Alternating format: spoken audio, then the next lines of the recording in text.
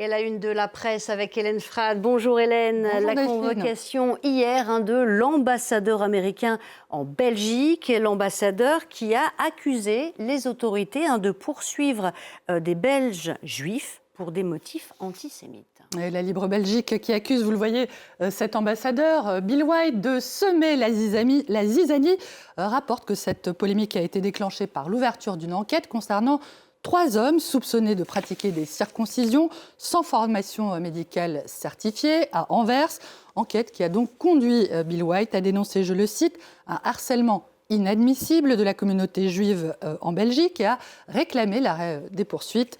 Pour le quotidien, l'ambassadeur américain n'a pas seulement commis, je cite, une faute diplomatique, il a franchi plusieurs lignes rouges. L'insulte, d'abord, l'ingérence, ensuite.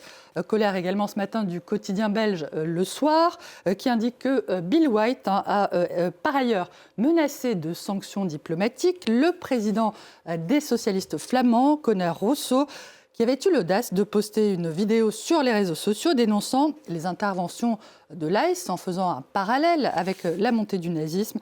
Bill White se comporte en agent infiltré de Trump et de la sphère MAGA. Le quotidien critique une confusion des genres, ne relevant pas, selon lui, de la maladresse du débutant. Bill White est entré en fonction en novembre dernier, mais d'une volonté délibérée.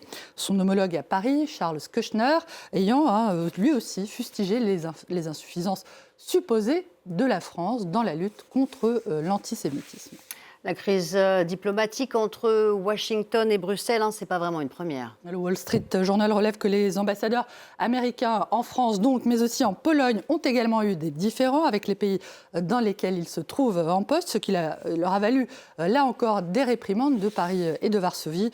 Au cours de l'année écoulée, l'administration Trump a eu recours à une diplomatie non conventionnelle, à la diplomatie de la canonnière, et dans les crises les plus sensibles, à une diplomatie sans diplomate. Voilà pour le constat du New York Times qui souligne le rôle crucial de Steve Witkoff, ami de Trump, venu de l'immobilier, et de Jared Kushner, gendre de Donald Trump et fils de Charles Kushner, condamné aux États-Unis notamment pour fraude fiscale et donc actuel ambassadeur américain à Paris. Les 2 hommes sont au cœur des négociations sur l'Ukraine, l'Iran, mais aussi Gaza. C'est dans ce contexte de grand chamboule-tout diplomatique que Bent Bozell, le nouvel ambassadeur américain, vient d'arriver en Afrique du Sud.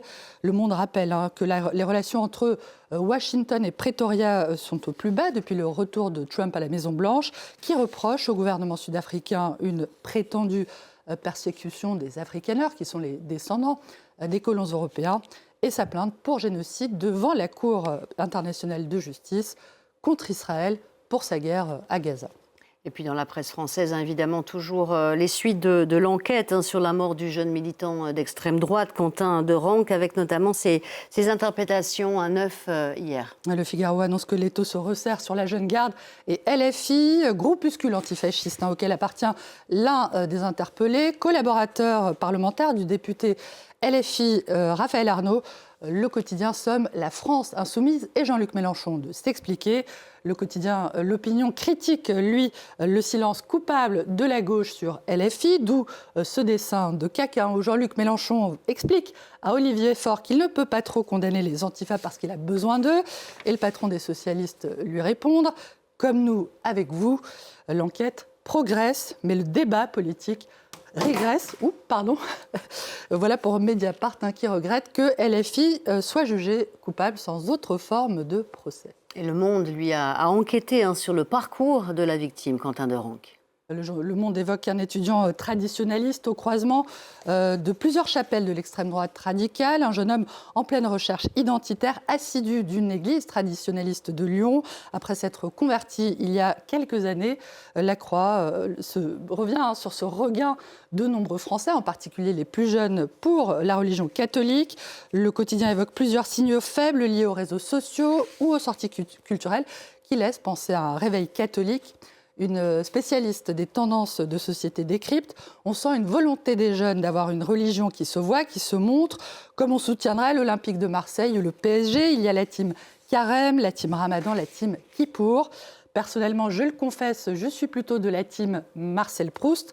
Et je ne suis pas la seule, hein, visiblement. La Croix toujours rapporte qu'une souscription publique lancée par la Bibliothèque nationale de France pour acquérir les archives de cet immense écrivain rencontre un succès assez incroyable. 525 000 € déjà récoltés. Une mobilisation qui témoigne de l'attachement à cette figure immense du patrimoine littéraire français, mais aussi une sorte de reconnaissance de dette pour les amoureux de Proust. Voici ma modeste participation, écrit un donateur, en remerciement du bonheur que m'ont donné la lecture de la recherche du temps perdu pendant près d'un demi-siècle. Bonne lecture à tous.